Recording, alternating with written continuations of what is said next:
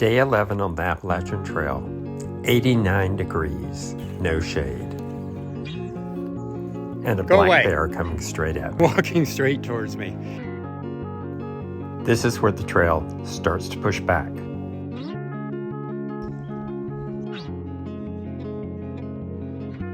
And where staying hydrated isn't optional. It's survival. Welcome to the first Trail Medicine Minute.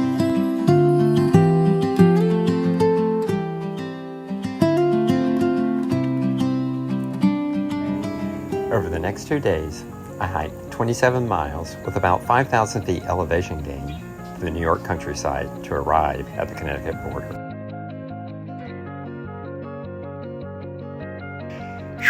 This section of trail has a rhythm to it. Rolling farmland, shaded forests, almost meditative. Except for the heat, days like this are why people fall in love with the Appalachian Trail. And then it reminds you who's in charge.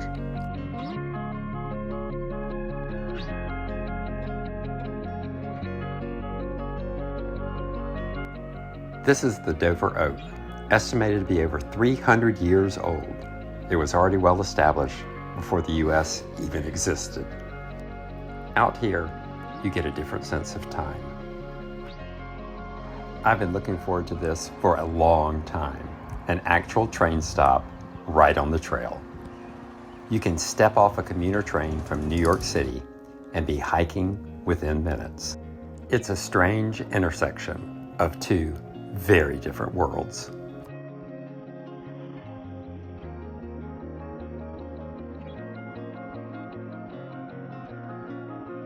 And then this, a black bear coming down the trail towards me. Go away, bear. Go away. Yeah, go. That was interesting. I knew I was seeing a lot of scat. First bear sighting. Well, I progressed from bear prints in the mud to a bear ready to go kayaking to the real McCoy. Having one walking straight towards me. We both paused. I started clacking my sticks and saying, "Go away, bear." And it turned sideways. It was definitely a full adult and ambled off into the woods. And then in a little bit, I cautiously went by it and didn't see it again, or haven't seen it again. Exciting. I began singing to let the bear know where I was. I've been working on the railroad all the livelong day. It's one thing to stand next to a model and think you understand the size. It's another to see one moving towards you on the trail. Prior experience with bears and mental rehearsals helped. I stayed calm, made myself known, and didn't run. Moments like this are brief, but they don't feel brief. And just like that, it's over. The trail goes back to being the trail.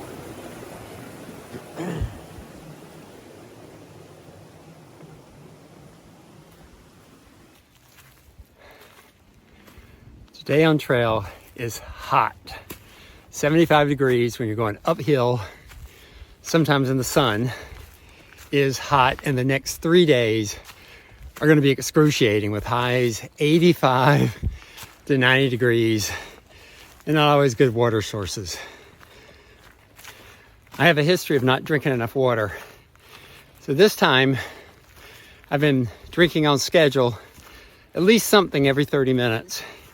And anytime I hit a good water source, I camel up and try and drink at a minimum of half a liter. I think it's helping. It's helping keep my energy up. And mixed in with electrolytes is helping keep my system homeostatic. If you're like me, try drinking on a schedule instead of waiting until you feel thirsty, because that's a signal that you're dehydrated. Head it off at the pass by regularly timed fluid trials. And that's Dr. Shaman's Trail Medicine Minute. Most shelters on the AT are simple. 3 walls, a roof, maybe a picnic table, and not much else. The Wiley shelter had the first lending library I've ever seen. The RPH shelter is different. Enclosed, more structured, almost feels like a cabin. It also features a bit of whimsy. All right, the famous RPH shelter is freaking awesome. You've got a desk, you have artwork, bulletin board, you have feet hanging from the ceiling, bookcase, covered picnic tables, and then outside you've got lawn chairs, tables, resting places, a grassy field for tents. RPH privy. Looks like, at least from the outside, one of the nicer privies. Let's see what it looks like on the inside. Knock, knock.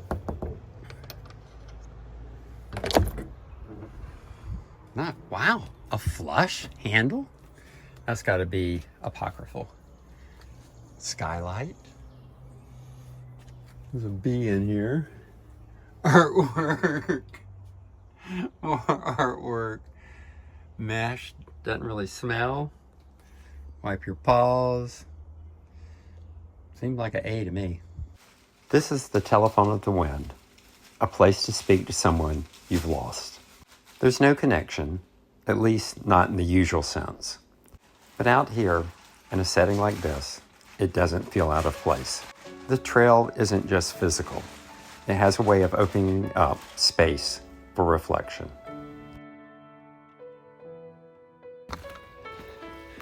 I'm Dr. Shaman. Thanks for joining the journey with me.